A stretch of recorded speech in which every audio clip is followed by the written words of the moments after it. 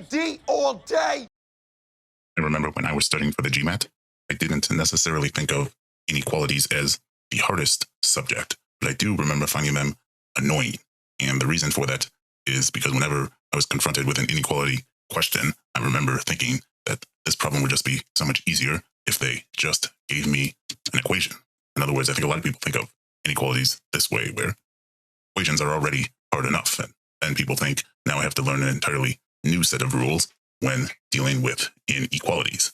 But that is not really the case. And in fact, equations and inequalities have a lot more in common than they don't. And I think people should really approach inequalities as not in a similar way that they do equations, with only a few differences, one or two differences, in fact. And so let's talk about both what equations and inequalities have in common, as well as where they are different. And so let's start with equations. And so say I am given simplest equation. I think of x is equal to y. And so we're talking about what operations, what manipulations can I do to this equation that are legitimate.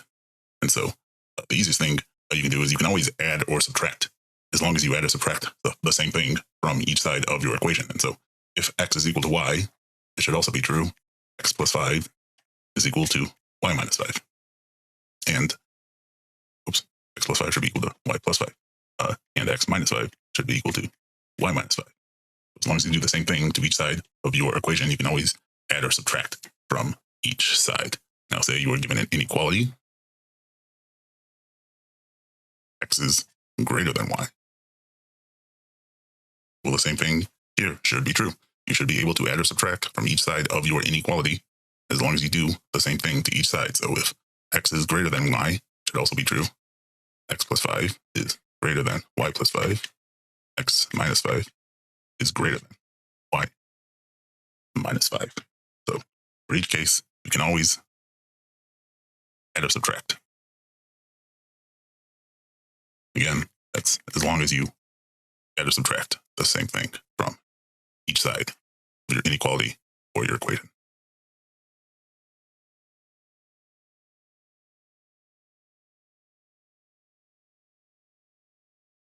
Let's look at another example. So now, say I have the equation 5xy is equal to 5xz. And so I want to simplify this. So what can I do in order to simplify this? So to start, can I divide each side by 5? And that shouldn't be a problem.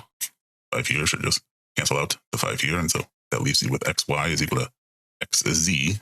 Then can I divide each side by x? If I were to do that, that would give me then just y is equal to z. And I would be saying, so if someone were to tell me that 5xy is equal to 5xz, I can then infer from that y must be equal to z. So is this in fact true? A lot of people, it seems logical because you're saying, well, the 5 here matches with the 5 here.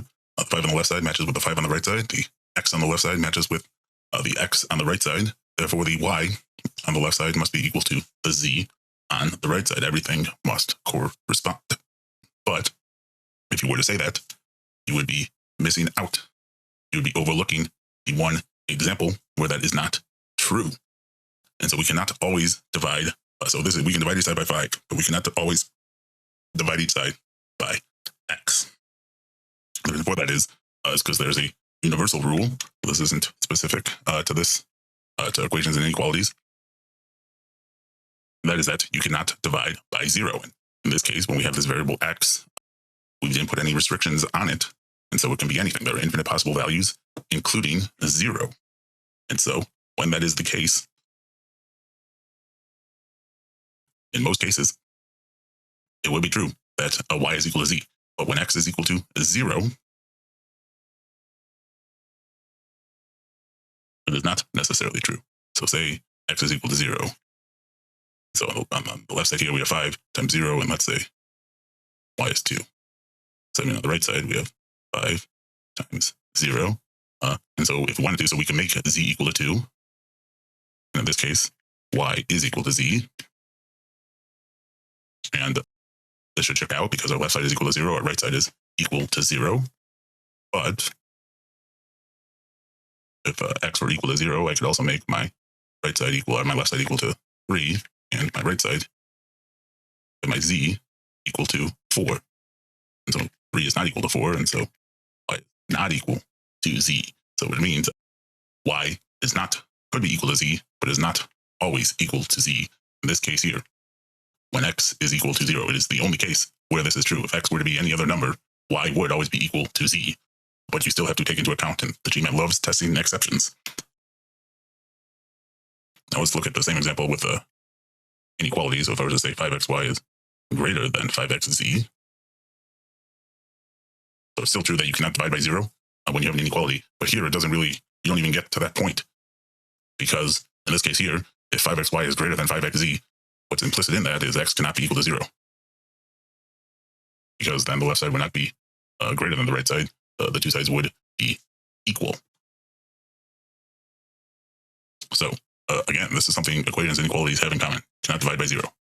The way it comes up a lot is when you're talking about variables, especially variables where they don't give you any sort of restriction.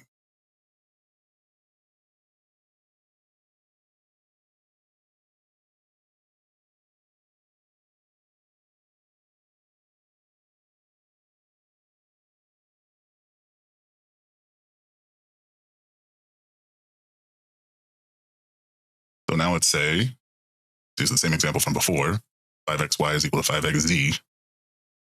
Now they also tell us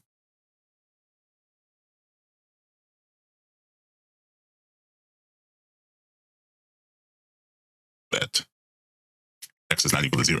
But now can I divide each side by x? And you should be able to. So if they tell you with an equation that x is not equal to 0, now you can divide each side by x. There's really nothing else you need to take into account. You can get y is equal to z. So if x is not equal to 0, it doesn't matter. X can be positive, it can be negative, it can be a positive fraction, it can be a negative fraction. Doesn't matter. You could have, 5 times 2 times y is equal to 5 times 2 times z. Y should be equal to z here because you just divide each side by 10.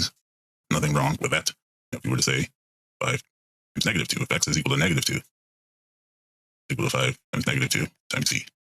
Well, still should be true, y should be equal to z, because your negative 10s should just cancel out on each side. And so what I am trying to get at is, now let's look at inequalities. So we have the same inequality here, and we know from this it's implicit, x cannot be equal to 0. So does that mean you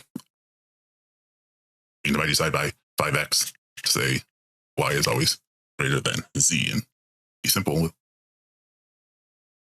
Way to answer that is, I would say come up with a simpler example. Just use any two numbers. And so I'm going to say 8 and 4 and make an inequality out of it. So in this case,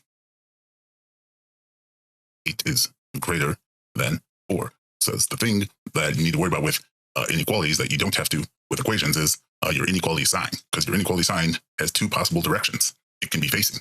You have to, whenever you are manipulating inequality, you have to make sure you can predict which way the sign is going to end up. Whereas with equations, well, there's only one sign you got to worry about. The equal sign doesn't have any sort of direction to it.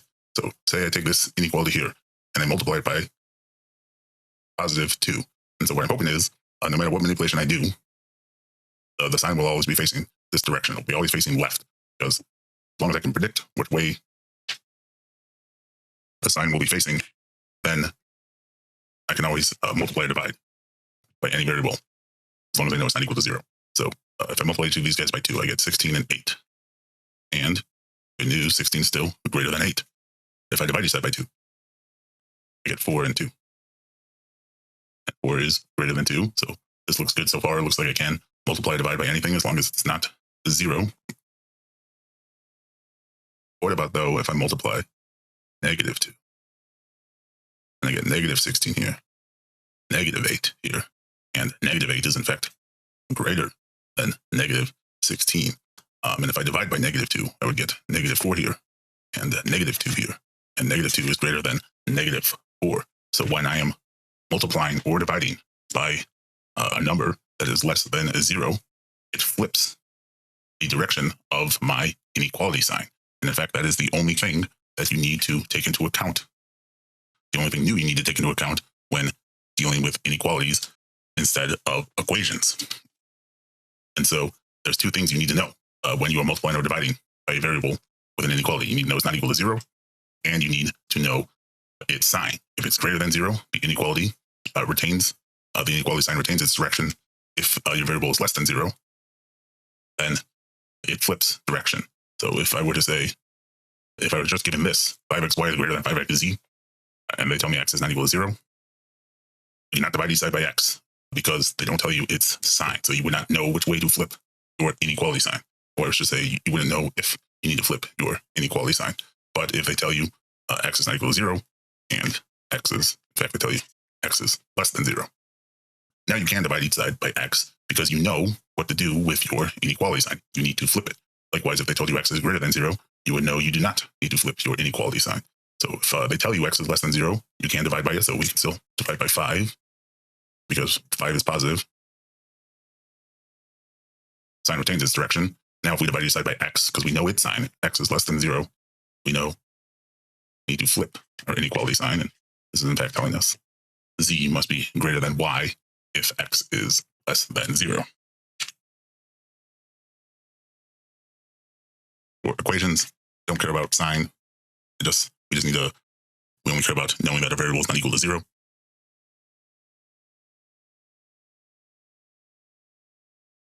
With inequalities, though, we need to know the sign when multiplying or dividing.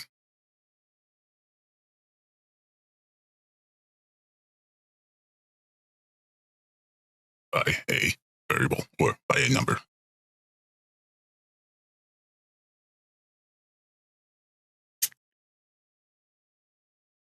That's it. So for equation, when you are doing manipulations, there's only one thing you need to take into account, and that is that you cannot divide by 0. With inequalities, there's really only two things you need to take into account. You cannot divide by 0, and you need to know the sign when you are multiplying or dividing by a variable. So that is the only thing that is different. Everything else you should already know from having worked with equations. Now let's take a look at some inequality problems where we have to use these principles.